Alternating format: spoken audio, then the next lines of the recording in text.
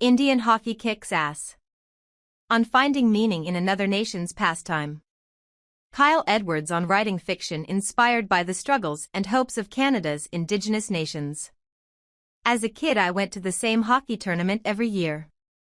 It was part of a large Indigenous festival, and though hockey was only a small part of it, it was probably the most exciting part. Apart from the powwow and talent show and jigging competition, the hockey tournament drew the largest crowds, stirred the most competition and rivalry from the res teams repping the pride of their cousins and aunties and nephews.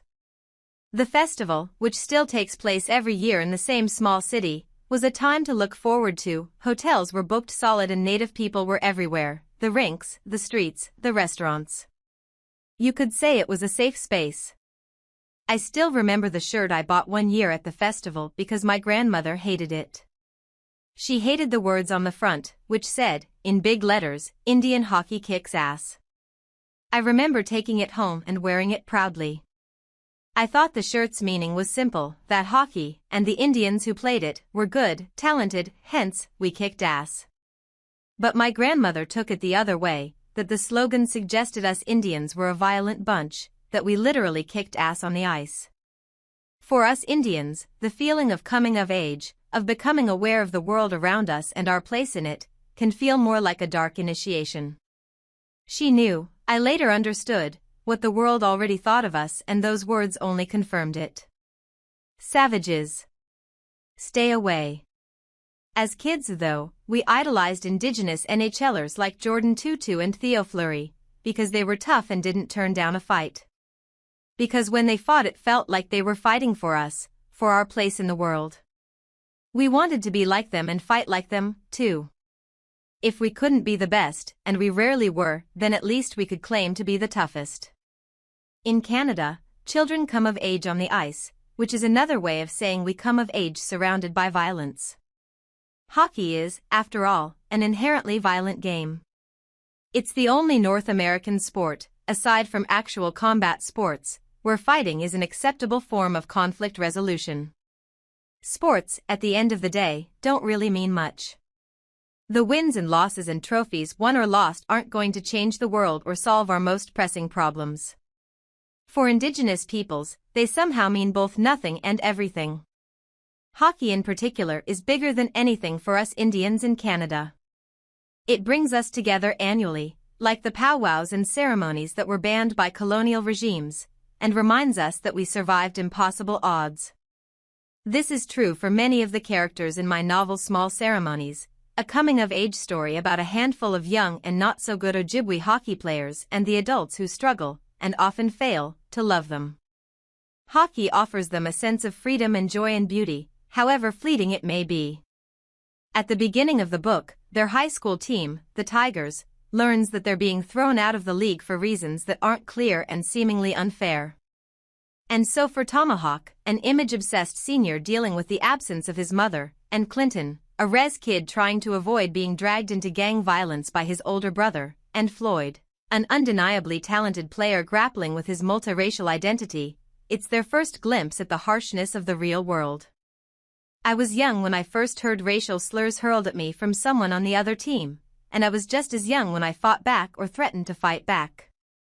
I was even younger when my res squad won a regional championship and the league, possibly cheering for the other guys, refused to give us the trophy. And I was in college when a junior hockey team from the Peguis First Nation went on a miraculous win streak to take home the title, and the following season, for reasons unclear, the teams from white rural towns separated to create their own league without any res clubs.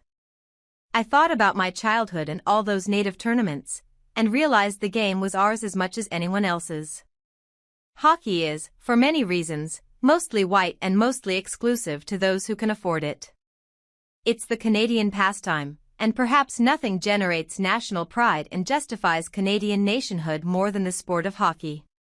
It's a sort of ceremony, ritualized in our young minds from the moment we lace up our skates. It's just as big, if not bigger, than football in America. And like any tradition that gets this big, there will always be those who try to claim ownership over it. In Small Ceremonies, I write, the Tigers knew that hockey was an arena where all the illusions Canadians convinced themselves to be true evaporated along with the moisture in their breath, a wound that still hadn't been tended to, blood gushing. I learned this around the same time the characters in my novel did, in the early 2010s when Canada was reckoning with its horrific, genocidal treatment of Indigenous nations. Because for us Indians, the feeling of coming of age, of becoming aware of the world around us and our place in it, can feel more like a dark initiation.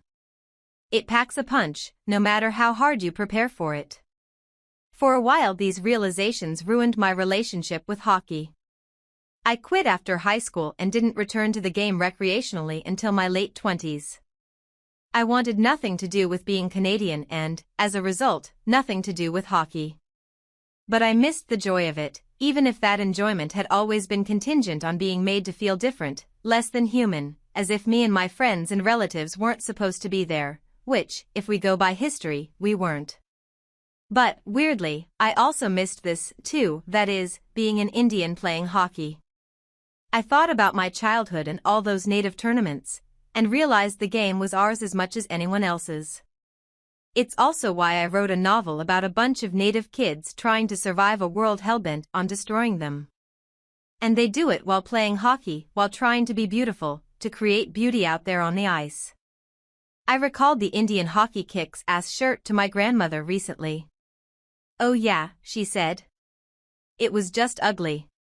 We talked about all the talent streaming out of Indigenous communities these days and how happy that made us. "So I guess we're doing both," she laughed.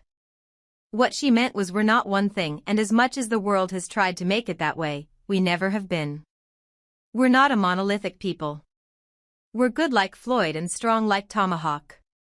We're dangerous like Clinton's older brother and brilliant like Tomahawk's sister Sam.